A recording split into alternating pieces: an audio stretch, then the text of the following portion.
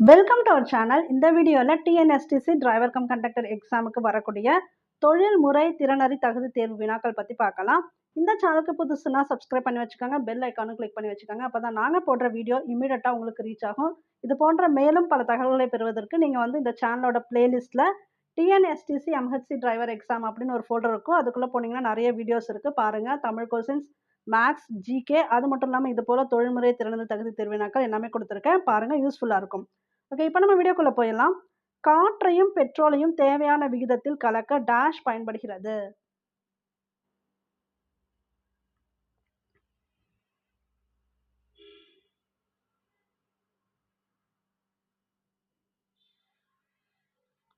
So இதற்குரிய விடை பார்த்தீங்கன்னா கார்பரேட்டர். காற்றையும் பெட்ரோலையும் தேவையான விகிதத்தில் கலக்க பயன்படுவது எதுனா கார்பரேட்டர். இன்லெட் மேனிஃபோல்டின் மேல் பொருத்தப்பட்டது எது?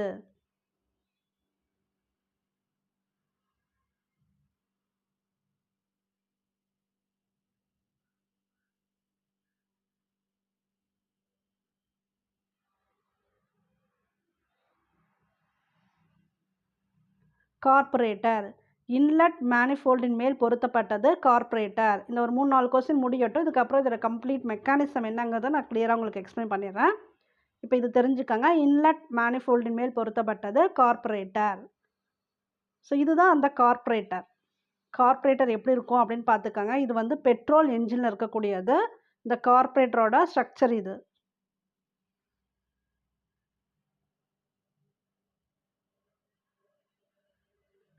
இக்னிஷியன் காயிலில் இருந்து வரும் உயர் அழுத்த மின்சாரத்தை ஃபயரிங் ஆர்டர் வரிசையில் ஸ்பார்க் பிளக்கிற்கு தருவது எது?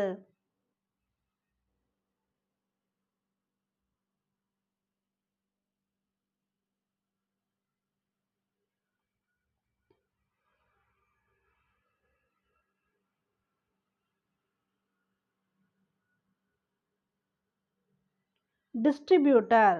இக்னிஷியன் காயிலிருந்து வரும் உயர் அழுத்த மின்சாரத்தை ஃபயரிங் ஆர்டர் வரிசையில் ஸ்பார்க் பிளக்கிற்கு தருவது டிஸ்ட்ரிபியூட்டர். டிஸ்ட்ரிபியூட்டர் எப்படி இருக்குன்னு பாருங்க. ஸோ இதுதான் அந்த டிஸ்ட்ரிபியூட்டர். சரி, இப்போ இந்த ஃபுல் மெக்கானிசத்தை நான் உங்களுக்கு எக்ஸ்பிளைன் பண்ணுறேன். ஆக்சுவலாக பெட்ரோல் என்ஜினை பொறுத்த வரைக்கும் இந்த 4 பாயிண்ட்டுமே முக்கியம். Carburettor, ignition coil, distributor, spark plug, இந்த 4மே ரொம்ப முக்கியமான ஒன்று. இப்போ பெட்ரோல் இன்ஜினில் ஃபஸ்ட்டே பார்த்தோம், கார்பரேட்டரோட ரோல் என்னன்னு பார்த்துட்டோம். அதாவது காற்றையும் பெட்ரோலையும் தேவையான விகிதத்தில் கலக்குது. மெயினாக அது கலந்தால் தான் அது உள்ளே போக முடியும், சரிங்களா? ஸோ அப்போ கலக்கிறது மட்டும் இந்த கார்பரேட்டரோட வேலை. அடுத்து இந்த இக்னிஷியன் காயில் என்ன பண்ணோம், இது போன வீடியோவிலே சொல்லியிருக்கேன், ஆன்சருக்கு கொடுத்துருக்கேன். இருந்தாலும் எக்ஸ்ப்ளனேஷன் திரும்ப சொல்கிறேன், அப்போ தான் அந்த கொஹரன்ஸ் வரும் உங்களுக்கு. இப்போ இந்த இக்னிஷியன் காயிலோட ரோல் என்ன அப்படின்னா, மின்சக்தி வருது இல்லையா, அந்த மின்சக்தி பேட்டரியிலேருந்து வரும். அந்த பேட்டரியிலேருந்து ஒரு மின்சக்தி வருது இல்லை, அதை உயர் மின்னழுத்தம் அடைய செய்து தான் இந்த இக்னிஷியன் காயிலோட ரோலு. இங்கே இருக்குது பாருங்கள், உயர் அழுத்த மின்சாரம். இந்த உயர் அழுத்த மின்சாரம் இது எங்கேருந்து எடுக்கணும், இங்கேருந்து கிடையாது, இதை போட்டு குழப்பிக்க வேணாம்.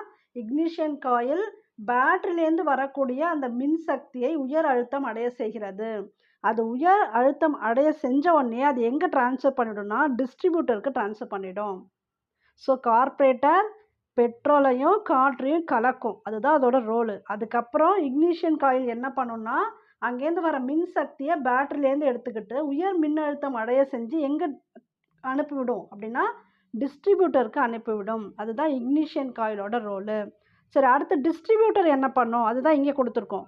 ஸோ இந்த இக்னிஷன் காயிலேருந்து வர உயர் அழுத்த மின்சாரத்தை ஃபயரிங் ஆர்டர் வரிசையில், எந்த ஆர்டரு, ஃபயரிங் ஆர்டர் வரிசையில் யாருக்கு கொடுக்குது, ஸ்பார்க் பிளக்குக்கு கொடுக்குது.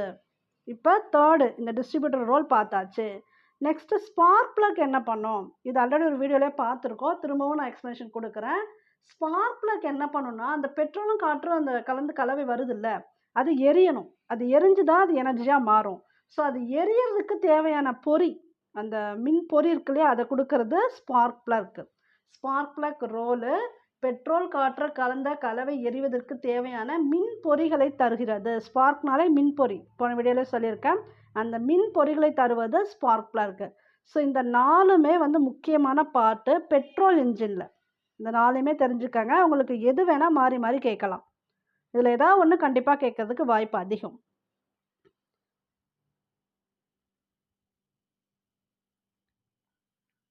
அடுத்து டீசல் என்ஜினில் முக்கியமான 2 பார்ட் இருக்குது.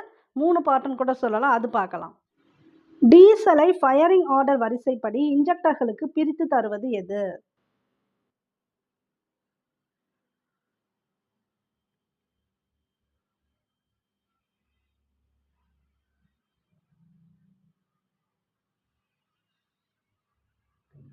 Fuel injection pump. நல்லா தெரிஞ்சுக்கணும். டீசல் பெட்ரோல் கிடையாது. டீசலை ஃபயரிங் ஆர்டர் வரிசைப்படி இன்ஜெக்டர்களுக்கு பிரித்து தருவது ஃபியூயல் இன்ஜெக்ஷன் பம்ப். இந்த பம்ப் இங்கே காட்டியிருக்கேன். இதுதான் அந்த ஃபியூயல் இன்ஜெக்ஷன் பம்ப். இந்த ஹோல் ஸ்ட்ரக்சர் தான் ஃபியூயல் இன்ஜெக்ஷன் பம்ப். ஸோ இந்த பம்ப் தான் என்ன பண்ணுன்னு பார்த்தீங்கன்னா, டீசலை ஃபயரிங் ஆர்டர் வரிசைப்படி எதுக்கு பிரித்து கொடுக்கும்? இன்ஜெக்டர்களுக்கு பிரித்து கொடுக்கும்.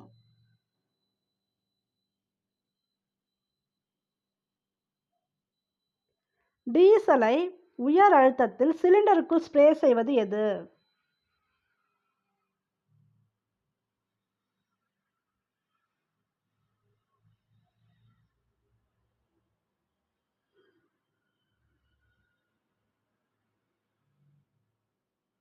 இவங்க டீசல் இல்லாமல் எரிபொருள்னு கூட கொடுத்துடலாம்.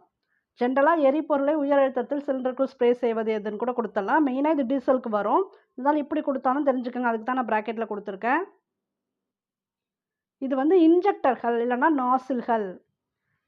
டீசலை உயர் அழுத்தத்தில் சிலிண்டருக்குள் ஸ்ப்ரே செய்கிறது எது அப்படின்னா இன்ஜெக்டர்கள். இன்னொரு பேர் நாசில்கள். இங்கே கொடுத்துருக்கேன் பாருங்கள், இன்ஜெக்டர்கள். இதுதான் இன்ஜெக்டர்கள் இல்லைன்னா நாசில்கள். இப்போ ஃபியூயல் இன்ஜெக்ஷன் பம்புக்கும் இன்ஜெக்டர்களுக்கும் டிஃப்ரென்ஸ் இருக்குது.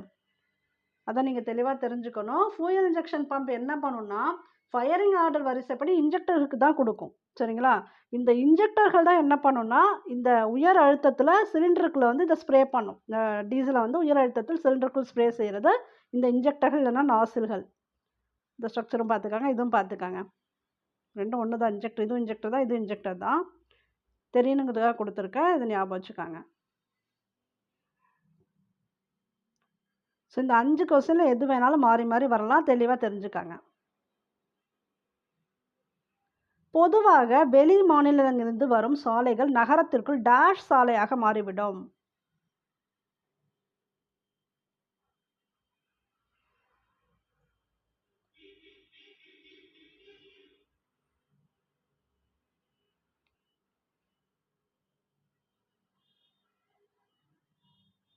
மிகவும் பிரதான சாலை, ஆர்டீரியல் சாலை இல்லைன்னா மிகவும் பிரதான சாலை. அதுக்கு இன்னொரு பேர். பொதுவாக வெளி மாநிலங்களிலிருந்து வரும் சாலைகள் நகரத்துக்கு வருது இல்லையா உள்ள, அப்போ அது என்ன சாலையாக மாறிடும் அப்படின்னா ஆர்டீரியல் சாலை. ஏன்னா இந்த சாலை எதெல்லாம் சேருதுங்கிறத பொறுத்து ஏதாவது ஒரு கேள்வி வரலாம். அதனால் இதை நல்லா தெளிவாக தெரிஞ்சுக்கணும். பொதுவாக வெளி மாநிலங்களிலிருந்து வரும் சாலைகள் நகரத்திற்குள் டேஷ் சாலையாக மாறிவிடும். ஆர்டீரியல் சாலை. இன்னொரு பேர் மிகவும் பிரதான சாலை. இது கெஸ் பண்ணுங்க. நகரத்தின் பல பகுதிகளிலிருந்து நகரத்தின் மையத்திற்கு போக்குவரத்தை நேராக எடுத்து செல்லும் சாலை.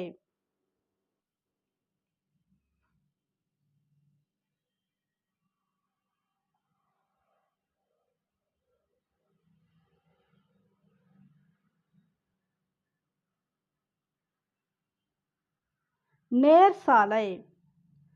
நகரத்தோட பல பகுதிகளிலிருந்து நகரத்தின் மையத்திற்கு போக்குவரத்தை நேராக வரதை வச்சே நேர் சாலை கொண்டு வந்துடலாம். அது போல் இந்த மையம்னு ஞாபகம் வச்சுக்கணும். ஏன்னா அடுத்த ஒரு கொஸ்டின் இருக்குது, அதுவும் இது கொஞ்சம் உங்களுக்கு கன்ஃபியூஷன் ஆகிடும். அதுக்காக சொல்கிறேன். நேர் மையம் அப்படின்னு நீங்கள் க்ளூ ஞாபகம் வச்சுக்கோங்க. நேர் சாலை, நேர் மையம். சாலை நேராக வருது, ஆனால் எங்கே வருது? நகரத்தோட மையப்பகுதிக்கு வருது. அப்போ நம்ம எப்படி க்ளூ ஞாபகம் வச்சுக்கணும்? நேர் மையம். நகரத்தின் மையப்பகுதியில் வந்தால் நேர் சாலை, நேராக எடுத்து செல்லும் சாலை நேர் சாலை. TNSTC driver cum conductor exam prepare பண்ணுறவங்களுக்கான ஸ்டடி மெட்டீரியல் எங்ககிட்ட அவைலபிளாக இருக்குது. தேவைப்படுறவங்க இந்த நம்பரை காண்டாக்ட் பண்ணி பர்ச்சேஸ் பண்ணிக்கோங்க. இதில் உங்களுக்கு ஜென்ரல் தமிழ், மேக்ஸ் கொஸ்டின்ஸு, இது போல் தொழில்முறை திறனறி தேர்வு வினாக்கள், ஜென்ரல் ஸ்டடீஸ் கொஸ்டின்ஸ் எல்லாமே கவர் ஆகும். அந்த ஒரே அமௌண்ட்லேயே நாங்கள் டெஸ்ட் பேட்ச் மாதிரி கண்டக்ட் பண்ணுறோம். அதனால் தேவைப்படுறவங்க இந்த நம்பரை காண்டாக்ட் பண்ணி பர்ச்சேஸ் பண்ணிக்கோங்க. ஆல்ரெடி பர்ச்சேஸ் பண்ணவங்க இன்னும் டெலகிராமில் ஜாயின் பண்ணனா தவறாமல் ஜாயின் பண்ணிக்கோங்க. நாளைக்கு உங்களுக்கு டெஸ்ட் ஸ்டார்ட் ஆகுது. போக்குவரத்து சட்டங்களை பற்றி ஃபுல்லாக படிச்சுட்டு வந்துடுங்க. நகரத்தின் பல பகுதிகளில் முக்கிய போக்குவரத்தை எடுத்து செல்லும் சாலை எது?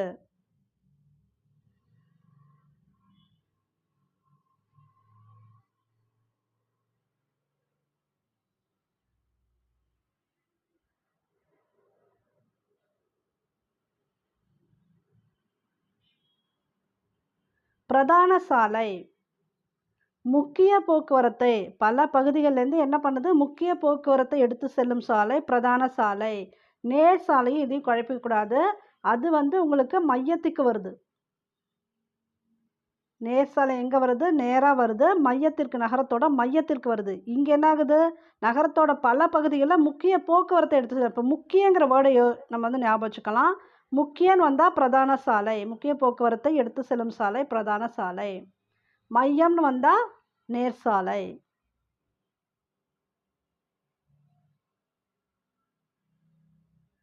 நகரின் பிரதான சாலையிலிருந்து பிரிந்து செல்லும் கிளை சாலைகள்.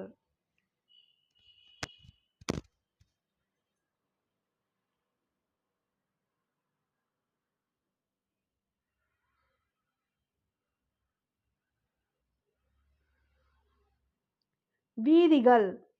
பிரிந்து செல்லக்கூடிய கிளை சாலைகள். பிரதான சாலையிலேருந்து பிரிந்து செல்வது எல்லாமே வீதிகள்.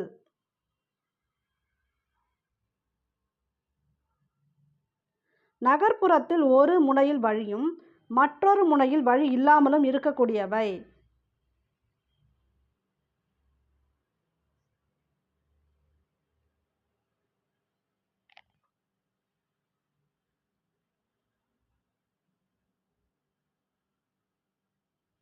மறுமுனை வழி இல்லாத வீதி.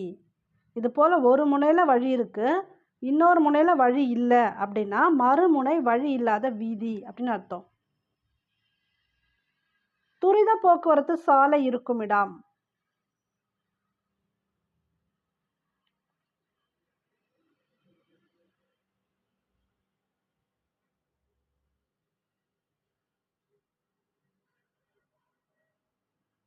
அனைத்தும். டெல்லி, கொல்கத்தா, சென்னை இது எல்லாத்துலேயுமே என்ன இருக்குன்னு பார்த்தீங்கன்னா துரித போக்குவரத்து சாலை இருக்குது. இது இல்லாமல் இன்னொரு இடத்துல இருக்குது, மும்பையிலையும் இருக்குது. டெல்லி, சென்னை, கொல்கத்தா, மும்பை இங்கெல்லாம் பார்த்தீங்கன்னா துரித போக்குவரத்து சாலை இருக்குது.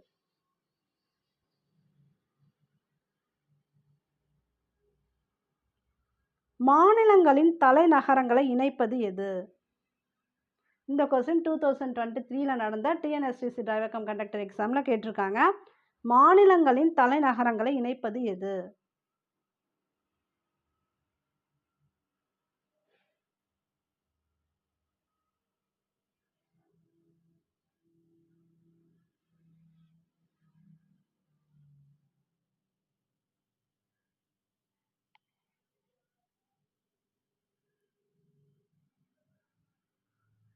தேசிய நெடுஞ்சாலைகள்.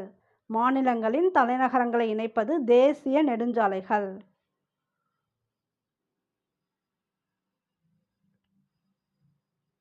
நடைபாதைக்கும் வாகனம் செல்லும் பாதைக்கும் நடுவில் பாதசாரிகள் பாதுகாப்பிற்காக கட்டப்பட்டுள்ளது டேஷ்.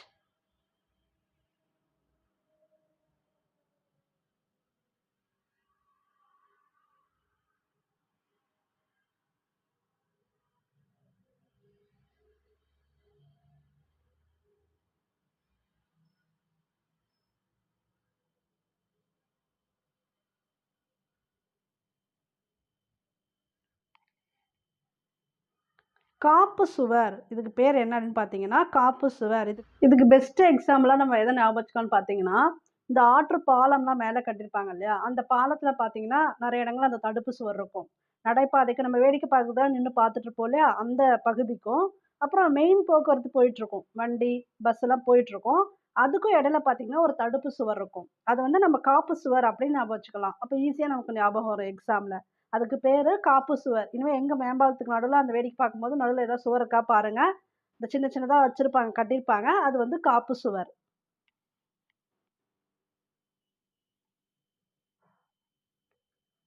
இருவழி போக்குவரத்தில் வாகனங்கள் எதிரெதிரே மோதாமல் அந்தந்த திசையில் சீராக பாதுகாப்புடன் செல்வதற்கு சாலையின் மையத்தில் கட்டப்பட்டிருப்பது எது?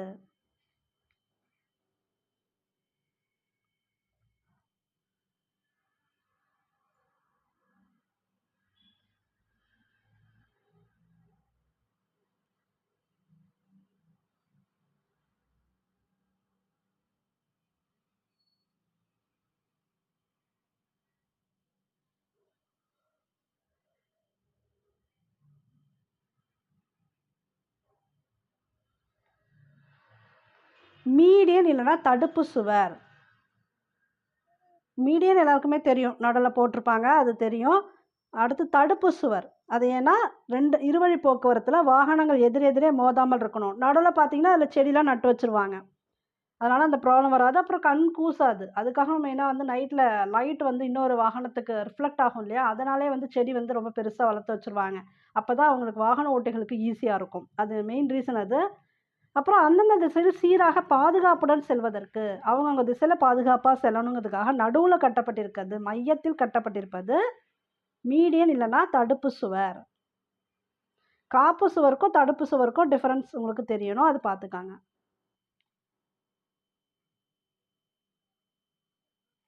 வளைவுகளில் இருவழி போக்குவரத்தை பிரிப்பதற்கு சாலை வளைவின் மையத்தில் கட்டப்பட்டிருப்பது.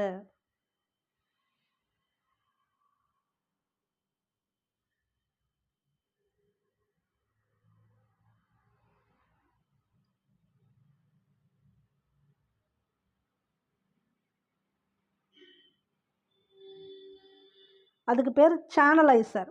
வளைவுகளில் இருவழி போக்குவரத்தை பிரிக்கிறதுக்காக சாலை வளைவின் மையத்தில் கட்டப்பட்டிருப்பது. அதுக்கு பேர் என்னன்னு பார்த்தீங்கன்னா சேனலைசர். அதுக்கப்புறம் இதுவும் தெரிஞ்சுக்கலாம். வேகத்தடை. வேகத்தடை எங்கெல்லாம் இருக்கும்? நம்மளோட வேகத்தை குறைக்கிறதுக்காக. அதுக்காக கட்டப்பட்டிருக்குது தான் இந்த வேகத்தடை. மெயினாக பார்த்தீங்கன்னா, எந்த இடத்துலலாம் இருக்கும்னா, ஸ்கூல் பக்கத்துலலாம் கண்டிப்பா இருக்கும். அது மாரி மக்கள் போக்குவரத்து அந்த இடத்துல அதிகமா இருக்கு. இம்பார்ட்டன்டான பிளேஸா இருக்குன்னா, கண்டிப்பா அந்த இடத்துல பார்த்தீங்கன்னா, வேகத்தடை இருக்கும். நீங்க வந்து ஸ்கூல் கிட்ட எங்க பார்த்தாலுமே வேகத்தடை பார்க்கலாம். ஏன்னா ஸ்கூல் பிள்ளைங்க வரும் அந்த இடத்துலங்கிறனால வேகத்தடை அந்த இடத்துல போட்டுருவாங்க. அப்ப வேகமா அந்த இடத்துல போகக்கூடாது. சீரான வேகத்துக்கு வந்துடணுங்கிறதுக்காக போற இடங்கள் தான் வேகத்தடை. அடுத்து காப்பு கற்கள். இந்த காப்பு கற்கள்னா, சைடுல ரோட்ல பார்த்தீங்கன்னா, சைடுல இருக்கும் அங்கங்க இடத்துல. சில இடங்கள்ல இருக்கும். ஏன் அப்படி இருக்கும்ன்னு பார்த்தீங்கன்னா, அதில அந்த ஸ்டிக்கர்ஸும் ஒட்டியிருப்பாங்க. ரிஃப்ளெக்டிங் ஸ்டிக்கர்ஸும் ஒட்டியிருப்பாங்க. நைட்ல போனா அந்த ஸ்டிக்கர்ஸ் அதில தெரியும் நமக்கு. ஏன்னா, அங்க அடுத்தது இடத்துல வந்து சைடுல பள்ளம் இருக்கும். அது வாகன ஓட்டிக்கு நைட்ல தெரியாது. பகல்ல ஓரளவுக்கு நம்ம கண்டுபிடிச்சிடலாம். நைட்ல தெரியாது. மெயினா அந்த மாரி இடங்கள்லலாம் அந்த மாரி காப்பு கற்கள் ஒட்டியிருப்பாங்க. அதிலே ஸ்டிக்கர்ஸும் ஒட்டியிருப்பாங்க. அந்த லைட் போறத வச்சு இந்த இடத்துல இவ்வளோதான் இந்த சாலை இதோட நமக்கு முடியுது. இதுக்கப்புறம் கீழ பள்ளம் இருக்குன்னு நம்ம வந்து கண்டுபிடிச்சிடலாம். அப்படி வைக்கிறதுக்கு பேரு காப்பு கற்கள். ஓகே. இந்த வீடியோ யூஸ்ஃபுல்லா இருந்தா லைக் பண்ணுங்க, ஷேர் பண்ணுங்க, கமெண்ட் பண்ணுங்க. இந்த சேனலுக்கு புதுசுன்னா சப்ஸ்கிரைப் பண்ணி வச்சுக்கங்க. பெல் ஐகானும் கிளிக் பண்ணி வச்சுக்கங்க. அப்பதான் நாங்க போடுற வீடியோ இம்மீடியட்டா உங்களுக்கு ரீச் ஆகும். தேங்க் யூ ஃபார் வாட்சிங்.